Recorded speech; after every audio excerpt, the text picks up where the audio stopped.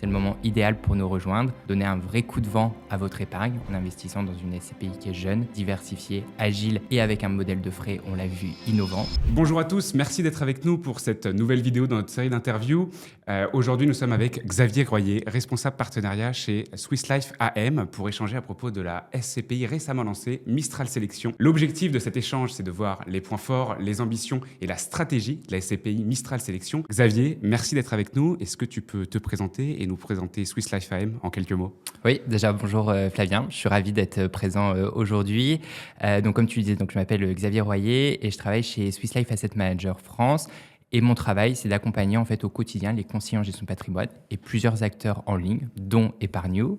Et globalement, qu'est-ce que je fais? Je mets en lumière en fait les expertises de Swiss Life Asset Manager, aussi bien sur la partie financière, sur la partie immobilière et aussi sur la partie des infrastructures. Donc c'est vraiment une société de gestion multispécialiste et un acteur aussi majeur en Europe, notamment sur l'immobilier. On est l'un des leaders européens avec plus de 120 milliards d'encours sous gestion fin 2025. Comme tu l'as dit, Swiss Life AM est un acteur institutionnel majeur de l'immobilier européen.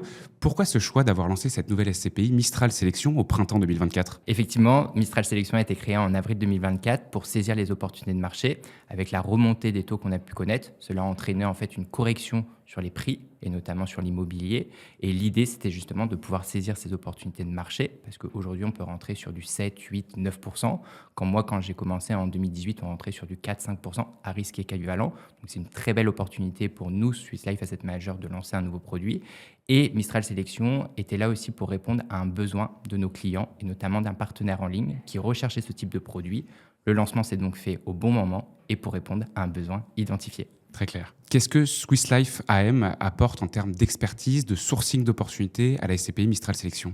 Je dirais que Swiss Life Asset Manager apporte trois choses à Mistral Sélection. Premièrement, un nom et une marque qui sont reconnus sur le marché. Donc, ça apporte directement une visibilité et une crédibilité au produit. Deuxième point, Swiss Life Asset Manager est une société de gestion pan-européenne avec des équipes présentes dans plus de 8 pays. Et l'idée, ça va être vraiment d'aller avoir un regard très large sur les marchés et de pouvoir accéder à des opportunités que d'autres ne voient pas forcément. Et enfin, dernier point, Swiss Life Asset Manager, c'est un vrai expert de l'immobilier. On est présent sur l'ensemble de la chaîne de valeur de l'immobilier, à savoir aussi bien le property management, l'asset management que le fonds de management. Concrètement, ça veut dire quoi? On est présent du sourcing jusqu'à la remise des clés en main propre aux locataires. Sur l'ensemble de la chaîne de valeur des Exactement. investissements. Et alors, la SCPI Mistral Sélection bénéficie, j'imagine, de la même expertise que les fonds que vous pouvez avoir au sein du groupe. Effectivement, Mistral Sélection est géré par Swiss Life Asset Manager et bénéficie du coup des mêmes expertises que le groupe institutionnel et que les équipes institutionnelles, mais toujours en ayant une adaptation des équipes. Et on le voit, aujourd'hui, Mistral Sélection est géré par un segment qui est dit grand public, qui est composé de 2 gérants qui vont être spécialisés sur des fonds ouverts. Et après, à leur côté, ils s'appuient notamment sur les expertises institutionnelles de Swiss Life AM, donc des experts sur le bureau, des experts sur le commerce, sur la logistique, mais aussi des secteurs un petit peu plus pointus. Et je pense notamment à l'hôtellerie de plein air. L'hôtellerie de plein air, c'est un très beau mot pour dire que c'est tout simplement du camping.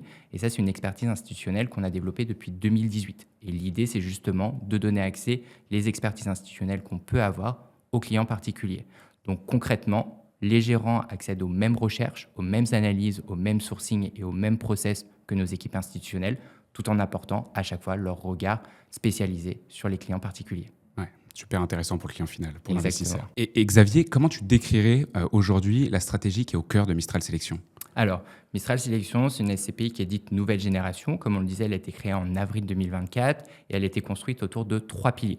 Premièrement, c'est une SCPI qui est opportuniste. Pourquoi? Parce que l'idée, c'est d'aller chercher les meilleures opportunités de marché partout en zone euro avec une cible de 60% à minima hors de France. Deuxième point, c'est une SCPI qui est accessible avec un ticket d'entrée à 180 € et un modèle de frais innovant. On le verra, c'est une SCPI avec 0% de frais d'entrée en contrepartie du coût de frais de gestion à 13,75% hors taxe sur les loyers et des pénalités de sortie si le client sort avant 6 ans de 6%. Et dernier point, une SCPI du coup responsable grâce à son label ISR. Et l'idée, ça va être justement d'apporter une démarche d'amélioration continue de son patrimoine. Et globalement, la stratégie de Mistral Sélection, c'est de contribuer au financement de la mutation des territoires. Pourquoi? Parce qu'on a bien vu que depuis le Covid, on a tous changé notre façon de travailler, de plus en plus de télétravail, notre façon de consommer. On consomme maintenant de plus en plus par Internet. D'ailleurs, petite anecdote, je lisais un article encore la semaine dernière. En une seconde, à ton avis, combien de commandes sont passées en France? sur Internet. Plusieurs millions? Alors, un peu moins quand même en une seconde, mais on est à 100 par seconde et ça, c'est le record Ok. historique du coup qu'on peut retrouver. Donc, on voit bien qu'aujourd'hui, on a tous quand même changé depuis le Covid, soit notre façon de vivre, de consommer ou bien de travailler. Et l'idée de Mistral, c'est justement d'identifier ces opportunités et de contribuer au financement des mutations des territoires. Très clair. Et alors, tu en as parlé un petit peu, mais je sais que les auditeurs et les investisseurs d'Epargnou qui nous regardent, ils sont attentifs. 60% de patrimoine européen, c'est un objectif. Où est-ce que vous en êtes aujourd'hui? Et est-ce que cet objectif est amené à évoluer aujourd'hui? Alors aujourd'hui, Mistral Sélection est déjà investi dans 3 pays européens, la France, le Portugal et l'Italie, notamment avec une récente acquisition qu'on a pu faire en Italie fin décembre 2025 sur un commerce pied d'immeuble à Vicenza, donc entre Venise et Milan. On est rentré sur un rendement acte en main supérieur à 7%, donc c'est totalement conforme à notre objectif de distribution de Mistral Sélection, qui est de 6% et qui, je rappelle, n'est pas garanti. Et l'idée, c'est justement d'augmenter cette pondération d'immobilier étranger européen. Et d'ici la fin du premier semestre 2026, nous serons dans notre cible du coup de 60% hors de France. Très bonne nouvelle pour les investisseurs. Et concernant les secteurs d'activité visés par la SCPI Mistral Sélection, tu nous en as dit quelques mots. Est-ce qu'à l'inverse, il y a des secteurs d'activité que vous évitez ou sur lesquels vous ne souhaitez pas aller aujourd'hui avec Mistral? Alors, comme je le disais, en fait, sur Mistral Sélection, c'est une SCPI qui est opportuniste, donc on ne va pas se mettre de quotas sectoriels ou géographiques. On restera par contre toujours dans la zone euro pour ne pas bénéficier du coup des effets de change et surtout parce qu'on a cette présence du coup pan-européenne et on veut bénéficier en fait des connaissances locales qu'on peut avoir dans les différents marchés où Swiss Life Asset Managers est présent. Et sur les secteurs, c'est plutôt assez simple. On va aller là en fait où les secteurs nous permettent d'être cohérents et de répondre en fait à nos critères de distribution. Donc si je parle concrètement, ça va être notamment du commerce, bien placé, comme j'ai pu le dire par exemple en Italie, du retail park, donc des centres commerciaux à ciel ouvert performants. On peut aller aussi sur du bureau. Pour nous, on a toujours une grosse expertise sur cette partie du bureau. Le bureau n'est pas mort, c'est juste que maintenant, il est repensé. On préfère plutôt de la petite surface dans le centre-ville qui va être connecté aux différents services, qui va être connecté au transport. Et on le voit, les entreprises, pour continuer à attirer des nouveaux talents, c'est important d'avoir une localisation centrale. Donc, il faut avoir cette analyse, je vais dire, granulaire. Le bureau, oui, c'est intéressant de continuer d'y aller. On ne peut plus parler maintenant d'un seul bloc homogène. Il faut vraiment apporter cette sélectivité. On peut aller très bien aussi sur des salles de sport, par exemple, qui sont louées à des leaders européens. Et après, pourquoi pas aussi aller sur des secteurs type hôtellerie de plein air, où on le voit aujourd'hui, il y a une très belle montée en gamme. La demande est de plus en plus portée sur du confort, des prestations haut de gamme et de la nature. Et les secteurs, du coup, qu'on va exclure, ça va être tout simplement ceux en fait, qui ne permettent pas de répondre aux critères de performance de la SCPI Mistral Sélection et aussi qui peuvent présenter soit un risque d'usage trop fort. Donc concrètement, on va aller sur des actifs qui sont sélectifs, on va rester diversifié et agile. La SCPI Mistral Sélection est encore en cours de constitution de son patrimoine. Quels sont les avantages pour les investisseurs qui nous regardent de rentrer dans une SCPI à ce stade-là de son développement? Et à l'inverse, quels sont aussi les points de vigilance que toi tu vois? Alors, pour commencer, je vais faire la partie la plus avantage. Effectivement, pour les nouveaux entrants, aujourd'hui, rentrer dans une SCPI qui est jeune et notamment Mistral Sélection, ça va permettre en fait de rentrer sur un portefeuille qui va se constituer. Donc, on n'a pas entre guillemets de casserole derrière nous. Le parc immobilier qu'on achète est cohérent avec les objectifs de distribution et les rendements qu'on peut trouver aujourd'hui sur l'immobilier. La collecte aussi va servir directement à des acquisitions. On ne va pas avoir par exemple de financement de travaux de certains immeubles. On ne va pas non plus faire face à des rachats, parce que vu qu'on est en phase de constitution, la SCPI est plutôt en phase de collecte positive. Et comme je le disais, on a 6% de frais de sortie si le client sort avant 6 ans, pour éviter justement ce côté un petit peu opportuniste de se dire je reste que 1 an ou 6 mois sur la SCPI. Et les limites, ça va être bien sûr une concentration du portefeuille qui va être un peu plus importante. Forcément, quand le fonds fait 50 millions de capitalisation, on a une concentration plus importante en termes de secteur, en termes de typologie de pays et aussi en termes de locataires. Mais c'est une diversification qui va être apportée acquisition par acquisition. Et l'objectif, c'est justement de regarder au-delà de l'âge de la SCPI, quelle société de gestion est derrière. Et quand on regarde, vous avez une société de gestion qui est solide, qui a des process qui sont éprouvés, qui a du sourcing, et ça c'est important aussi, et qui va permettre justement de pallier aux limites temporaires d'une SCPI qui peut être considérée encore jeune. Est-ce que la taille actuelle de Mistral Sélection vous permet d'être plus agile que des SCPI plus historiques et est-ce qu'il y a une taille critique pour la SCPI et est-ce que Mistral Sélection va l'atteindre? Effectivement, gérer une SCPI de 50 millions n'a rien à voir avec gérer une SCPI de 2 ou 3 milliards. On ne va pas se concentrer sur les mêmes actifs, donc on peut avoir effectivement cette agilité. On va aller sur des actifs qui seront peut-être plus petits, plus granulaires, et c'est important aussi d'aller sur cette granularité. Il faut apprendre du passé. On voit que les actifs qui sont plus petits ont quand même une liquidité qui est quand même normalement un petit peu plus importante en période de crise. Et autre point, c'est que effectivement aujourd'hui sur la taille critique, il y a deux aspects. On peut prendre soit la taille critique d'une SCPI trop grosse, où là, on peut se dire ça va être un paquebot, ça va être compliqué justement d'avoir des actifs qui vont être rolutifs sur la performance et qui vont être cohérents sur le temps. Et autre point, c'est notamment cette partie taille critique d'une SCPI trop petite. Parce qu'on le sait, sur un marché immobilier, si on a un produit qui ne collecte pas, il va avoir une concentration beaucoup trop importante sur un locataire ou sur une zone géographique. Et donc, il faut être en moyen de collecter rapidement pour diversifier rapidement le risque. Et c'est ça l'avantage de Swiss Life Asset Manager, c'est que vu qu'on fait partie d'un groupe institutionnel, on a une capacité de sourcing qui est assez importante, assez large, et on va pouvoir du coup avoir une qualité dans nos investissements. Et l'idée, c'est vraiment d'être en cohérence avec la collecte qu'on peut avoir, qui est maîtrisée, et les investissements qu'on va mettre en place. Et autre point, il ne faut pas oublier qu'aujourd'hui, on a à peu près une vingtaine de nouvelles SCPI qui ont pu se créer. On est sur un marché qui est ultra concurrentiel. Donc l'idée, ça va être justement de se distinguer via la société de gestion et non juste avec la SCPI, parce qu'elle soit grosse ou petite. Ce qui est le plus important, c'est quand même d'être sur une gestion de long terme, de continuer à percevoir ses loyers, d'avoir une qualité des locataires et surtout créer de la valeur sur du long terme. J'aimerais qu'on rentre maintenant dans le vif du sujet, ce que les investisseurs attendent. Quel a été le rendement de la SCPI Mistral Sélection depuis son lancement et toi, comment tu peux l'interpréter et comment tu vois cette performance au regard de la concurrence des autres SCPI sur le marché? Alors, sur Mistral Sélection, en 2025, elle a versé un taux de distribution de 8,07%, ce qui est équivalent à sa performance globale annuelle de 8,07%, où on n'a pas du coup augmenté notre prix de part ou baissé notre prix de part. Et sur du long terme, par contre, on vise un objectif de 6%. Donc, on voit qu'on a été au-dessus de notre taux de distribution cible. Et ça, c'est un effet mécanique avec le délai de jouissance, avec l'effet rolutif d'avoir une petite capitalisation. Chaque nouvelle acquisition, forcément, va avoir un impact beaucoup plus élevé sur la performance. Et ça, on va très vite le comprendre. Quand le fonds fait 50 millions, qu'on achète un actif à 5 millions avec 7% de rendement, l'impact sur la performance est beaucoup plus élevé que quand le fonds va faire 500 millions ou va faire 1 milliard. C'est pour ça que sur l'immobilier, c'est bien de rentrer au début. Je sais que souvent, ça peut faire un peu peur, qu'on aime bien attendre 4, 5, 6 ans d'historique de performance. Néanmoins, là où on aura l'effet le plus rolutif, ça sera les premières années. Et quand vous avez une société de gestion derrière, leader sur le marché européen, ça peut justement venir pallier à cette première limite. Et deuxième point, ce que je vois, c'est qu'aujourd'hui, on reste sur un marché ultra concurrentiel, comme je le disais. On est plutôt dans la ligne du marché. Il y a aussi derrière la qualité des investissements. Oui, effectivement, il y a cet effet rolutif, mais il ne faut pas oublier non plus la qualité des équipes de gestion, le sourcing qu'on peut avoir. Et après, il faut s'intéresser justement à où on peut aller et notre trajectoire. Est-ce qu'on continue à diversifier le portefeuille? Est-ce que notre parc immobilier est cohérent avec notre stratégie? Et pour 2026, on vise un taux de distribution de 7,5% net de frais de gestion du fonds. Tu parles d'un marché, d'un environnement concurrentiel pour les SCPI.